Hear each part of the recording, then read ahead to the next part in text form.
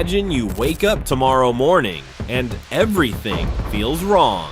Your coffee slides off the counter on its own. The water in your glass tilts. For no reason. Outside your window, the sky is a color you've never seen before. A deep, bruised orange. At 7 in the morning, you check your phone, no signal. You turn on the TV, static. You walk outside, and the wind. It's unlike anything you've felt before. Not a storm, not a hurricane. Something different, something that doesn't have a name yet. Your neighbor is standing in the middle of the street, just staring, not saying a word. A car alarm is screaming 3 blocks away, and in the distance, you can hear what sounds like a low, deep rumble. Not thunder, not a train, the ground itself trembling, and then it hits you. Not an earthquake, not a bomb, not a war. Something far bigger, something scientists have quietly called the most catastrophic event in the history of human civilization. The Earth has stopped spinning.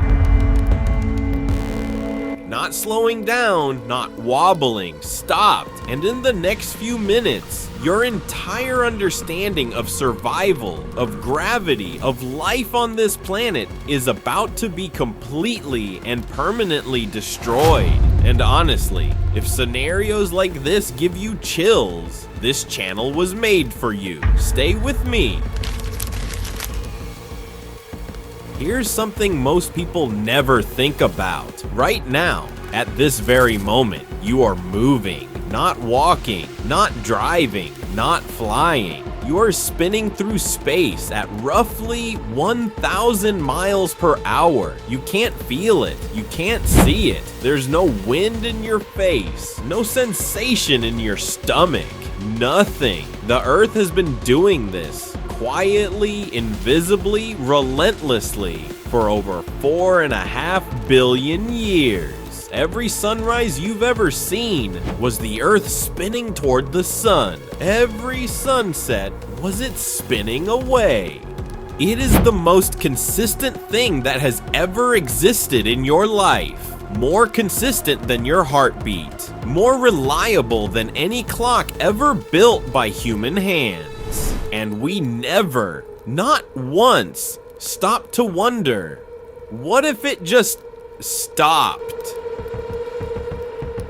Scientists have, quietly, behind closed doors, in research papers that don't make the evening news. Because the answer isn't just dramatic, the answer is deeply, fundamentally disturbing. We're not talking about a Hollywood disaster movie. We're not talking about tidal waves and explosions and heroes saving the day in the final act. We're talking about the kind of destruction that has no survivors, no second chances, no rebuild. The kind of event that doesn't just end civilization, it ends the conditions that make civilization possible. And what most people don't realize, what nobody talks about, is that the signs of this kind of catastrophe have already appeared, quietly, in data, in readings, in measurements that most of us will never see. The Earth's rotation is not as stable as you think, but we'll get to that. First, let's talk about what actually happens in the moments after the spinning stops, because the first 60 seconds are unlike anything the human mind can truly prepare for. Before we go further, tell me in the comments, do you think humanity could survive something like this? I genuinely want to know what you think. Let's go back to that morning, the morning the Earth stopped spinning. It doesn't happen with a bang, no explosion, no warning alarm, no presidential address the night before telling you to prepare. It happens quietly, the way a heart stops between one beat and the next. At first, nobody even knows. You're asleep. Most of the world is asleep. And in those first few seconds, the only thing that changes is a feeling. Something in your chest. Something primal and wordless that your body understands before your brain does. Like the feeling you get at the very top of a roller coaster right before the drop. But here's what's actually happening in those first seconds while you're still lying in bed. Everything on the surface of the earth that isn't bolted down is still moving at 1,000 miles per hour. Think about that for a moment. The earth stops. But you don't. The oceans don't. The atmosphere doesn't. The cars, the buildings, the trees, the topsoil, none of it stops. Physics doesn't care about survival. Physics doesn't negotiate. The atmosphere, that thin, invisible blanket of air that makes every breath you've ever taken possible, it becomes a weapon. A wall of wind moving at supersonic speed sweeps across every continent simultaneously. Not like a hurricane. Hurricanes have edges. Hurricanes end. This wind has no edge. It is everywhere, all at once. Cities that took centuries to build, gone in minutes. Not damaged, not flooded, erased, scraped clean from the surface of the earth like dust from a shelf. The Rocky Mountains still standing, but everything around them flattened. The Great Plains scoured down to bare rock. New York City silent, empty, unrecognizable.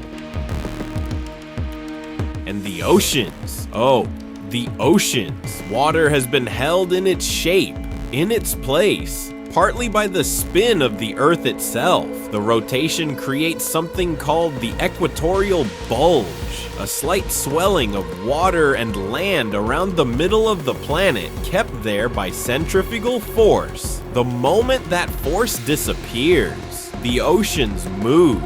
Trillions of tons of water, redistributing, rushing, unstoppable. Coastal cities don't flood, they are consumed, buried under walls of ocean that move not like waves, but like the ocean itself is simply relocating. Miami, Mumbai, Shanghai, Tokyo, London, all of them beneath water within hours. And the survivors, the ones lucky enough to be inland, high enough, sheltered enough, they emerge into a world that looks like nothing in any history book, nothing in any nightmare. The sky is wrong, the horizon is wrong, the air smells like salt and burning and something ancient, something that hasn't been above ground in millions of years. They look around at what remains, and slowly the realization settles in. This wasn't the worst part. The wind and the water, as catastrophic as they were just the opening act. Because underground, deep inside the earth, something else has been set into motion. Something that has been building for billions of years. Something that the sudden stop has just unlocked. If this story is already making you uncomfortable, subscribe, because what comes next, nobody talks about this part. Let's talk about what's happening beneath your feet. Right now, as you watch this, there is a churning, spinning ocean of liquid iron sitting at the core of this planet, moving, rotating, alive in its own ancient way. That movement, that slow, powerful rotation of molten metal deep inside the Earth, is what creates our magnetic field, the invisible shield that stands between every living thing on this planet and the full, unfiltered fury of the sun. When the Earth stops spinning, that churning slows. And the magnetic field, that shield, begins to weaken.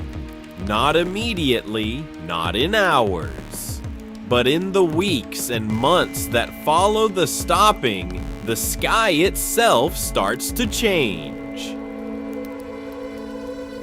Auroras. Those beautiful green and purple lights normally only visible near the poles begin appearing everywhere. Over the equator, over the Sahara, over what used to be Los Angeles. And for a moment, just a moment, survivors look up at those lights and feel something close to wonder, something close to hope. They shouldn't, because those lights aren't beautiful. Not anymore. Those lights are a warning. They are the visible sign that the magnetic field is fracturing, that solar radiation is punching through, that the atmosphere is slowly, invisibly being stripped away. And here is where the story takes a turn that nobody expects. Here is where everything changes. What happened next? Nobody saw coming. Scientists, the ones who survive, the ones working in hardened underground facilities, they begin running calculations, trying to understand the full scope of what has happened.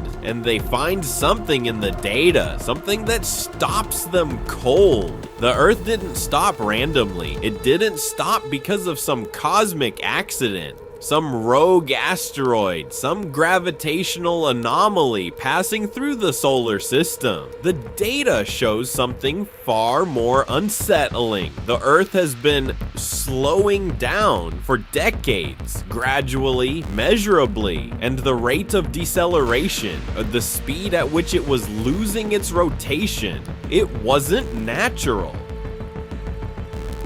Here is the part that gets buried in scientific journals, the part that never makes headlines. The Earth's rotation has actually been measurably slowing, and scientists have known this for years. Leap seconds, tiny 1-second adjustments added to our clocks, have been inserted into the global timekeeping system over 20 times in the last 50 years to compensate, to keep up, because the Earth keeps losing fractions of a second every single year. Now, in normal circumstances, this is harmless, a geological curiosity, nothing to worry about for millions of years. But the underground data, the data from the days after the stopping, it shows something else entirely. The deceleration curve changed sharply, suddenly, about 40 years ago, as if something or some combination of things accelerated the slowdown. And quietly, in those underground bunkers, a conversation begins. A conversation about ice caps, about the massive redistribution of water weight across the planet's surface as glaciers melt and oceans shift, about the way human activity, mining, drilling, extracting billions of tons of material from the Earth's crust, changes the distribution of mass on a rotating sphere, about the way a spinning figure skater slows down when she extends her arms outward. The Earth extended its arms. We helped it do that, and nobody connected the dots until it was already too late. But the real twist, the thing that shakes these scientists to their core, isn't the cause. It's what they find when they look at the historical record. Deep geological record, core samples drilled from ancient rock, magnetic signatures frozen in stone hundreds of millions of years old. This has happened before, not once, not twice, multiple times in Earth's deep history. The rotation slowed dramatically. The magnetic field weakened. Mass extinction events followed. The scientists look at each other across that dim underground room, and one of them says, very quietly, "We aren't the first civilization to live through the beginning of this." there is a layer of human knowledge that never makes it to textbooks, never makes it to news channels, never trends on social media. It lives in research papers with titles so dry and technical that almost nobody reads them. But inside those papers, buried in footnotes and data tables and peer-reviewed language designed to drain every drop of emotion from the truth, are things that should terrify us. In 2016, the Paris Observatory released a quiet, undramatic report. It noted that the Earth's rotation had been behaving unusually, that certain measurements didn't align with historical models, that something in the deep interior of the planet was shifting. The report made no headlines. The world kept scrolling. In 2023, researchers studying the Earth's inner core published findings that stopped the scientific community cold. The inner core, that solid iron sphere spinning silently at the very center of our planet, had changed direction. It wasn't spinning the same way anymore. It had reversed. Let that settle for a moment. The heart of this planet, the deepest, most ancient part of everything beneath your feet, quietly turned around. And the public reaction? Almost nothing. A few science headlines, a few curious tweets. Then silence. But the scientists studying rotational dynamics, the ones who understand what the inner core means for surface spin, for magnetic stability, for the long-term future of this planet's rotation, they weren't silent, because here's what they know, what the public never fully heard. The inner core and the outer mantle are connected, not physically, but dynamically, like gears. Like a conversation happening in slow motion between layers of the Earth that have been communicating for billions of years. When the inner core changes behavior, the surface eventually feels it. Not tomorrow, not next year, but eventually.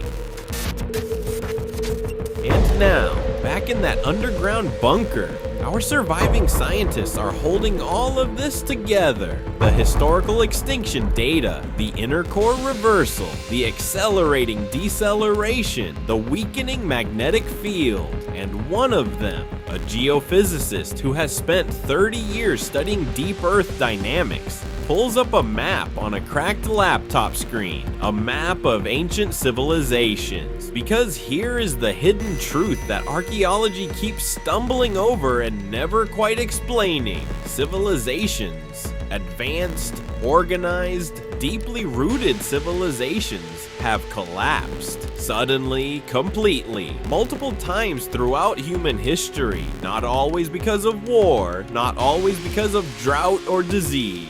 Sometimes the collapse has no clear cause. The people simply disappear. The buildings remain, the tools remain, the art remains, but the people gone. The Indus Valley Civilization gone. The Bronze Age collapse, an event that simultaneously destroyed every advanced Mediterranean civilization around 1200 BC.